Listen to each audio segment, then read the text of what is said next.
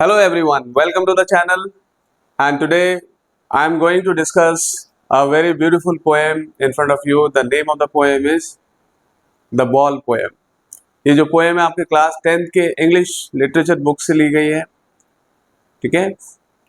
और इसमें हम डिस्कस करेंगे इस पोएम के मेन पॉइंट्स, की पॉइंट्स क्या है, इनको डिस्कस करेंगे। लेकिन उससे पहले मेरे पास जो ये बुक है आपकी फर्स्ट फ्लाइट, और फर्स्ट फ्लाइट बुक की ही जो ये जो पोएम हमने लिया है द बॉल पोएम, तो इसको जस्ट मैं डिस्कस करूंगा वेरी क्विकली, और इसके मेन पॉइंट्स मैं आपके साथ डिस्कस करने जा रहा हूँ, ठीक है। So what this whole poem is about, actually this is about a little boy who plays with his ball, and what happens, he sees his ball dancing down the street and then finally it goes into the water, ठीक है। एक छोटा सा लड़का जो ball खेलता है और खेलते खेलते उसका बॉल जो है वो सीधा जाके पानी में जाकर गिर जाता है, और इस तरीके से वो बॉल खो देता है, ठीक है। उसकी गेंद खो देते हैं, और जैसे वो बॉल खो देते हैं, गेंद खो देते हैं, तो लड़का जो है वो ये सारी चीजें देखता है, एकदम हेल्पलेसली देखता है, उसे समझ में नहीं आता कि क्या करे, ठीक है। बॉल उसकी खो जाती है, और पोएट यहाँ पर ये कहते हैं कि आप कितने भी उसको समझा लें, कितने भी उसको मनाने की कोशिश कर ले, लेकिन लड़का बिल्कुल भी समझता नहीं है, वो बॉय बिल्कुल भी नहीं समझता, क्योंकि उसको कहीं ना कहीं जो लॉस है बॉल का, ठीक है, बॉल का जो लॉस है वो एक अल्टीमेट जो ग्रीफ है उसको फिक्स कर देता है, ठीक है। अल्टीमेट ग्रीफ जो है बॉल खोने का, उस बॉय को वो एकदम बिल्कुल फिक्स कर देता है, वो वहां से मूव नहीं करते हैं, और बिल्कुल he is crying in pen, he is morning over the loss of ball, ठीक है। तो इस तरीके से आप ये देखोगे, मैं इसको थोड़ा सा रीड आउट करता हूँ ताकि आप और ये आगे इसमें पोएम में, before I start reading out the poem, let me tell you this loss of ball is actually symbolic. ये सिंबॉलिक है। कैसे सिंबॉलिक है, ये इसमें दिखाता है कि लॉस ऑफ बॉल वो symbolises the loss of childhood and loss of dream, ठीक है। जो एक स्टेज ऑफ लाइफ है, जो चाइल्डहुड है, वो एक बार जब चली जाती है, या कोई भी स्टेज ऑफ लाइफ है, वो एक बार जाने के बाद दोबारा वापस नहीं आती, उसको आप पैसे से किसी भी तरीके से आप खरीद नहीं सकते। और बॉल का खोना जो है एक आम बात है, ऐसे कई बॉल आप खोते हैं, फिर नई बॉल खरीदते हैं, फिर खोते हैं, नई बॉल खरीदते हैं। तो एक तरह से जिंदगी में जो है, इसमें जो डीपर मीनिंग दिया हुआ है कि जिंदगी में जो है पाना और खोना ये लगा रहता है। You gain something, you lose something, right. So this we have to understand, the child also has to get over it. उस बच्चे को भी इस बात से उबरना है कि भाई जो चीज खो गई है वो तो मिलेगी नहीं, तो we have to learn to move on, we have to learn to move on करना हमें सीखना है। तो इसमें यही चीज बताया गया है कि कैसे poet symbolically loss of ball को लॉस ऑफ चाइल्डहुड से जोड़ते हैं, और लॉस ऑफ ड्रीम से जोड़ते हैं, और किस तरीके से चाइल्डहुड एक बार चली जाती है तो वो दोबारा वापस नहीं आती है, ठीक है। तो इस तरीके से आप ये देखते हो कि धीरे धीरे हमें इस लॉस के जो लॉस का जो एपिस्टेमोलॉजी है, जो understanding of nature of loss है, कि हमें ये समझना चाहिए कि किस तरह से जो चीज खो जाती है, तो खोने के ऊपर हमें इतना ज़्यादा दुख नहीं करना चाहिए, इतना फर्स्ट नहीं करना चाहिए, इतना ज़्यादा हमें परेशान नहीं होना चाहिए, ठीक है, क्योंकि खोना और पाना तो part and parcel of life है। तो ये चीज़ भी जो है उस बॉय को देर और सवेर जो है समझ में आएगी, और इस तरीके से जो है वो एपिस्टेमोलॉजी ऑफ लॉस को समझ पाएगा, ठीक है। और चीज़ों को जो है वो इतनी ज़्यादा, मतलब किसी भी चीज़ के लॉस होने पर वो बिल्कुल ब्रेक डाउन नहीं होगा, ठीक है। ब्रेक डाउन नहीं होना है लॉस होने पर, बल्कि we have to move on, ठीक है। कोई भी चीज हम लूज करते हैं, कोई भी चीज हम खोते हैं, तो हमें we have to learn to move on from that loss, ठीक है। हमें क्योंकि मालूम है कि और भी चीजें जो है जिंदगी में मिलेंगी, जिंदगी में हमें गेन होगी, और इसी तरीके से चीजें खोएंगी भी।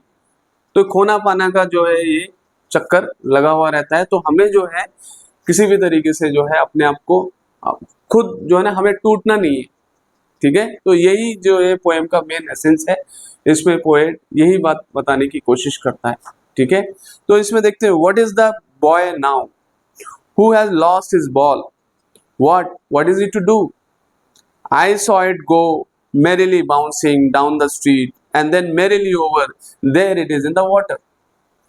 ठीक है, तो very easily understandable कि now what will the boy do? The boy is helplessly seeing the ball going down the street merrily, happily, and then ultimately it falls into the water.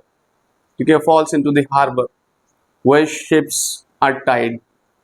Okay, to protect them from any kind of bad weather, or to protect basically, where the ships are parked or tied or they are moved.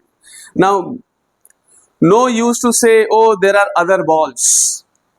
Now the poet is saying that however much you try to convince the boy that look, there are many other balls also. Why are you crying over the loss of one ball?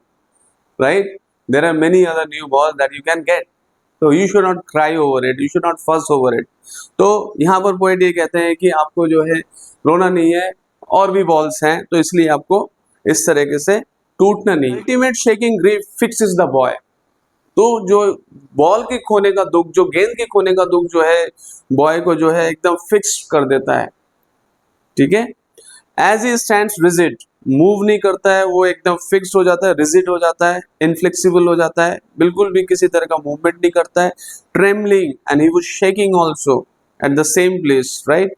He is not moving from his place and he is shaking, staring down, and he's looking down all his young days into the harbor where his ball went. So he is now, the poet is saying the loss of ball it is being symbolized with the loss of childhood. His childhood will be lost. Okay, his dream will be lost, and I would not intrude on him. Okay, a dime, another ball is worthless. If I tell him, the poet says that if I tell him, look, I am going to give you money and you're going to get another ball, it is all useless. It is all worthless. There is no use, trying to convince him.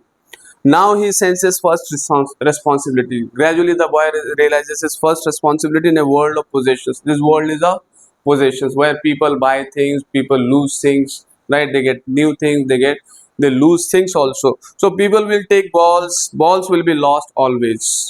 ठीक है, तो balls को यहाँ एक symbolically use किया गया है.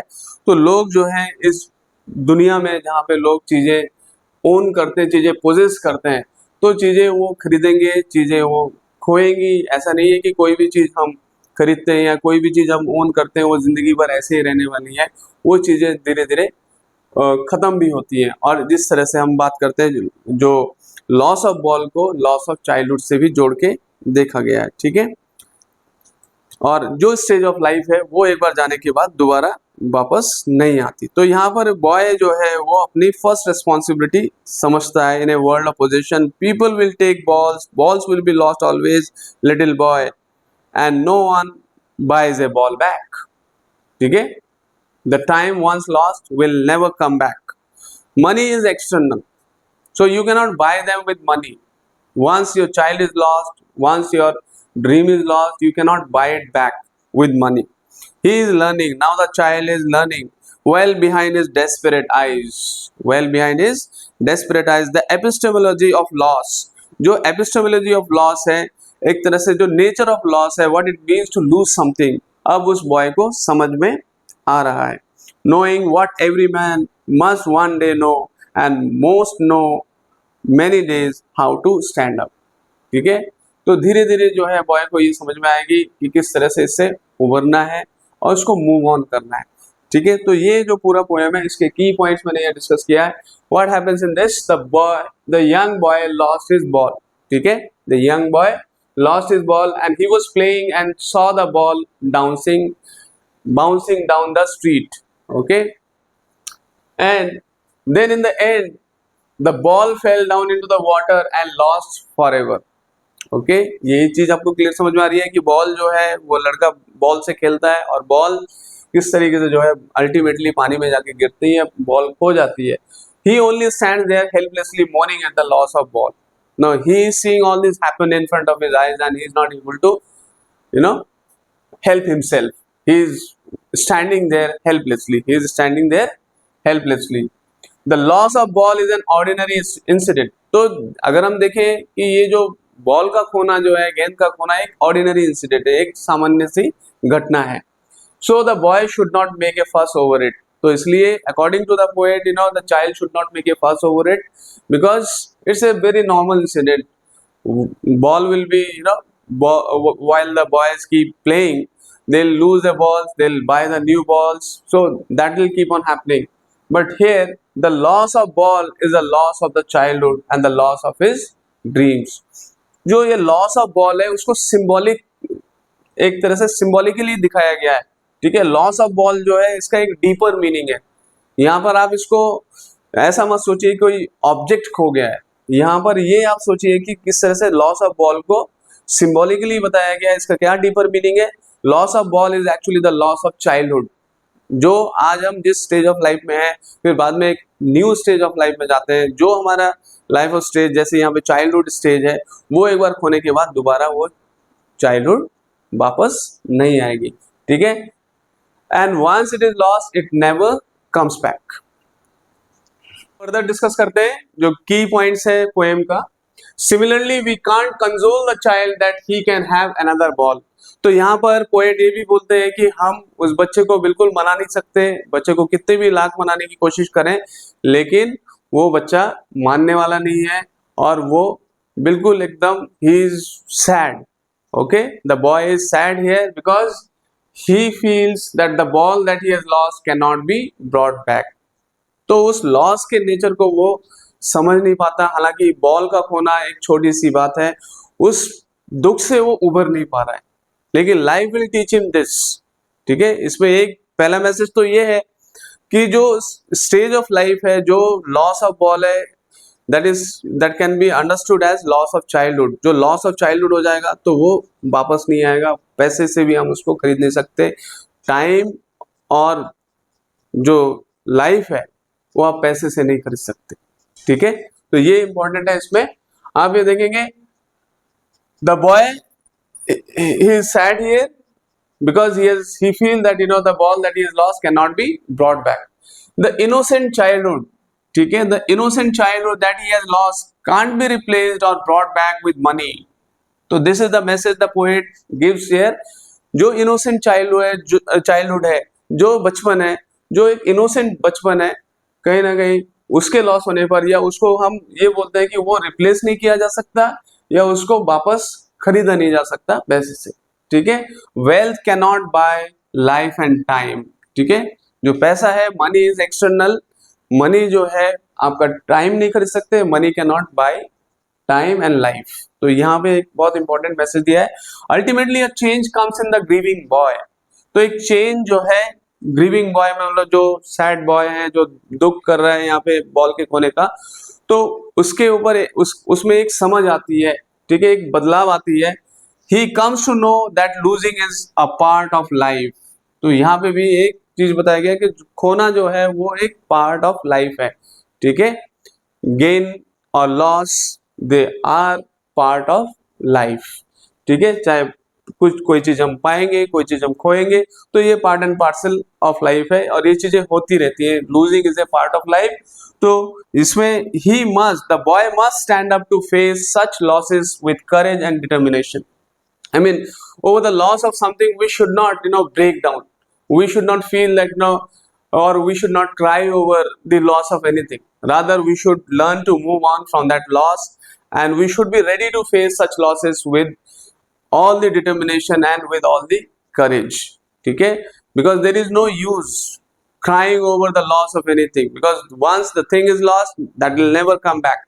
That we have to understand. So the poet has clearly stated here that the stage of life, the life is never to be bought back, or the stage of life that once is lost is never to be brought back. जो stage of life है, ये time जो है, हम बोलते हैं life and time, उसको पैसे से नहीं खरीद सकते। और दूसरी जो मैसेज इस पोएम में ये दिया जाता है, जो इसका मेन इसका की पॉइंट है कि हमें किसी भी तरह के लॉस से जो है उबरना है, लॉस के ऊपर रोते नहीं रहना है और लॉस से हमें मूव ऑन करना है, ठीक है। तो इसी पूरा ये जो पोएम का मेन की पॉइंट्स है, उम्मीद है आपको पूरा समझ में आया होगा। अगर कोई क्वेश्चंस है प्लीज क्वेश्चंस पुट अप करें, ऐसे ही मैं और इंटरेस्टिंग वीडियो के साथ में आपके सामने आऊंगा। और प्लीज वीडियो को लाइक शेयर और सब्सक्राइब जरूर करें। Thank you so much, have a nice time, bye bye.